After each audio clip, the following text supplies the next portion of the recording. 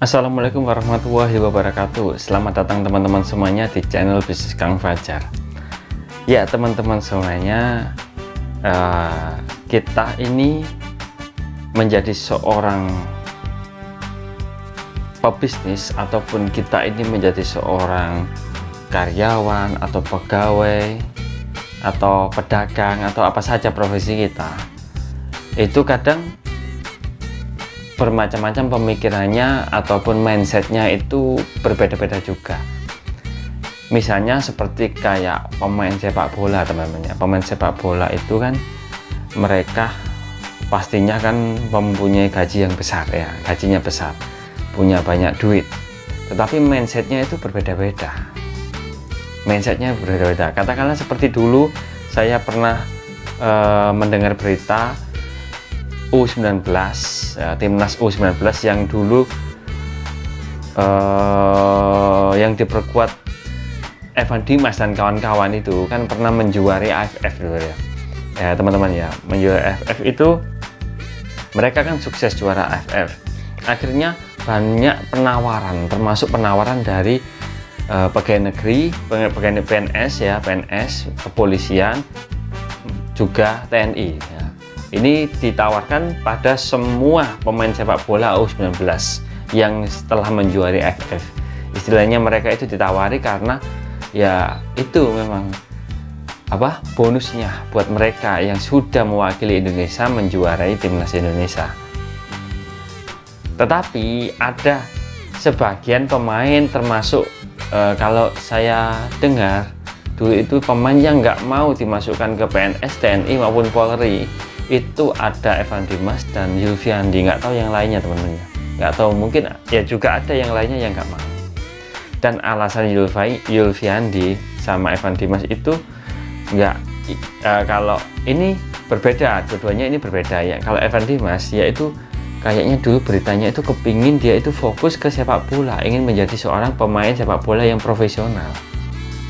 Karena untuk menjadi pemain sepak bola yang profesional itu kan harus ke mancanegara, ke luar negeri, cita-citanya Evan Dimas dulu seperti itu teman-teman.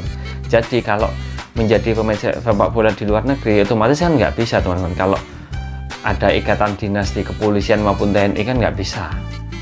Nah, harus mainnya di dalam negeri. Itu dulu Evan Dimas seperti itu alasannya, nggak mau dimasukkan ke TNI maupun polisi.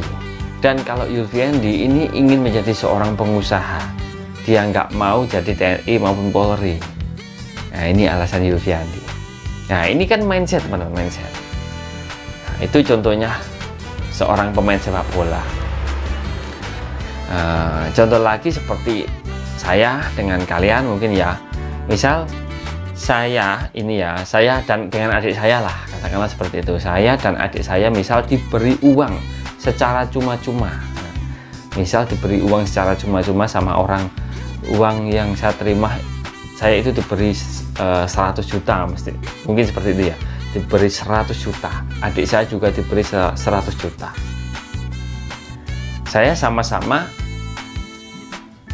adik kakak yang satu kandung, adik kakak yang satu kandung, tapi mindset saya dengan adik saya jelas berbeda teman-teman, jelas berbeda. Karena gimana ya, kalau dulu diberi makan sama orang tua ya memang sama, tetapi mindset cara berpikir seseorang itu tidak sama semua teman-teman, tidak sama semua, meskipun dalam satu kandung ataupun saudara apalah nggak akan sama mindsetnya, apalagi bukan satu darah daging, nggak sama.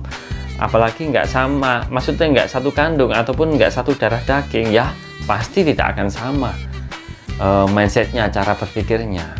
Nah itu ya, misal saya diberi uang 100 juta, adik saya juga diberi uang 100 juta, sama-sama 100 juta, itu pasti kegunaannya itu sudah berbeda teman-teman. Kegunaannya pasti berbeda.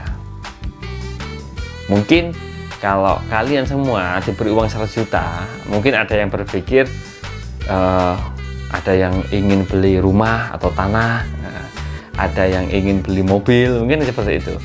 Mungkin ada juga yang mau buka usaha, bangun usaha, kan seperti itu. atau juga uang 100 juta ini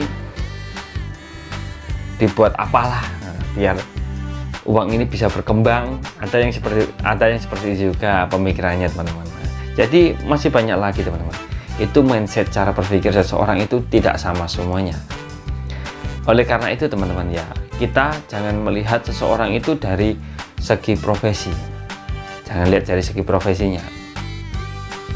Kadang profesi seseorang yang mendukung, istilahnya itu dia itu menjadi seorang pejabat, misalnya seorang pejabat, seorang pegawai negeri yang jabatannya sudah tinggi, ataupun dia seorang manajer, tangan kanan bos, nah, misal seperti itu.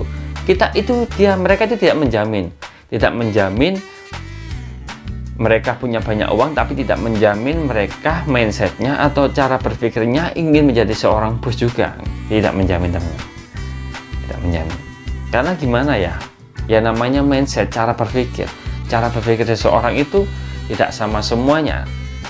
Karena apa yang mereka lakukan, misal seorang manajer di perusahaan kan sudah enak, dia manajer, mungkin dia itu sudah dipasrai sama bosnya menjadi seorang manajer, tapi juga memegang saat perusahaan ini ya. Mungkin dia sudah diberi mandat untuk memegang perusahaan ini sama bosnya.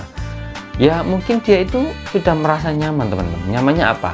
Mungkin dia itu di pekerjaannya itu nggak ada yang berani sama dia di perusahaannya. Seakan-akan dia itu seperti bosnya tapi tidak beresiko. Karena resiko untung rugi sudah dipegang sama bosnya, kan seperti itu. Mungkin dia merasa nyaman tentang hal tersebut pada pekerjaannya itu. Otomatis dia itu nggak pernah mikir teman-teman, nggak pernah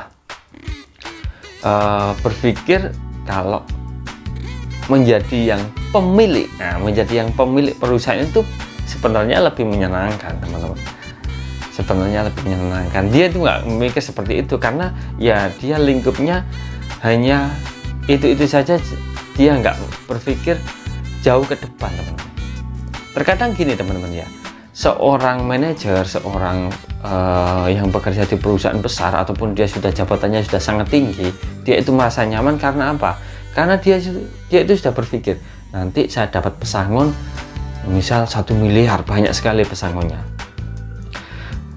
Pekerjaan saya juga ringan di perusahaan ini karena saya sudah menjadi atasan yang dipercaya sama bos, misal seperti itu. Nanti saya keluar dari pabrik ini dapat pensiunan, dapat bonus segini banyak, bisa beli rumah, mobil, bisa mencukupi kebutuhan istri dan keluarga sampai di hari tua.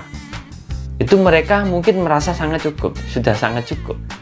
Jadi otomatis perasaan dia itu sudah nggak mau mikir yang aneh-aneh, menjadi seorang pebisnis yang sukses, menjadi pengusaha yang sukses, benar-benar sukses. Dia nggak mikir sejauh itu teman-teman.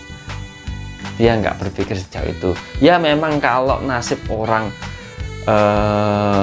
dia menjadi seorang karyawan di perusahaan yang besar ataupun dia sudah ditakdirkan menjadi pejabat yang sangat tinggi jabatannya, ya mungkin kalau dia nggak ada masalah sampai dia itu terjatuh ataupun menderita ya, masalahnya itu ya memang keberuntungan dia teman-teman. Tetapi kebanyakan sih orang bekerja di perusahaan, di kantor, di itu biasanya itu di hari tua, menjelang hari tua itu banyak tekanan. Biasanya seperti itu teman, biasanya loh ya. Ini saya juga belum pernah mengalami bekerja di sebuah kantor ataupun di instansi kepegawaian. Saya juga belum pernah mengalami seperti itu, tapi kebanyakan saya survei dari bapak saya kan juga seorang pegawai negeri sipil, dari saya juga seorang PNS juga. Banyaklah yang saya survei orang-orang kantoran, orang-orang PNS ini kebanyakan seperti itu. Semakin tua kok semakin banyak tekanan, semakin banyak masalah. Nah itu saya nggak tahu.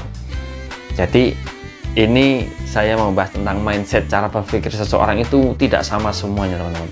Jadi kalian jangan melihat profesinya kok punya banyak. Misal kalian itu berpikir seperti ini, itu banyak uang tapi kenapa ya kok nggak bangun usaha?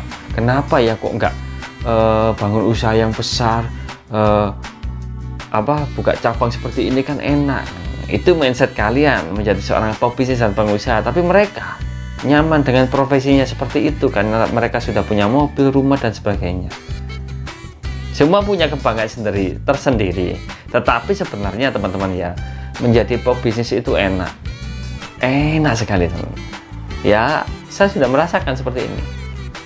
Saya sudah merasakan ya, mungkin kalian ini tetap hidup adalah pilihan kalian sendiri, tapi jangan segan dan jangan sungkan ataupun jangan malu atau jangan takut lah, jangan ragu untuk mencoba hal yang baru, termasuk menjadi seorang pedagang terus pengusaha.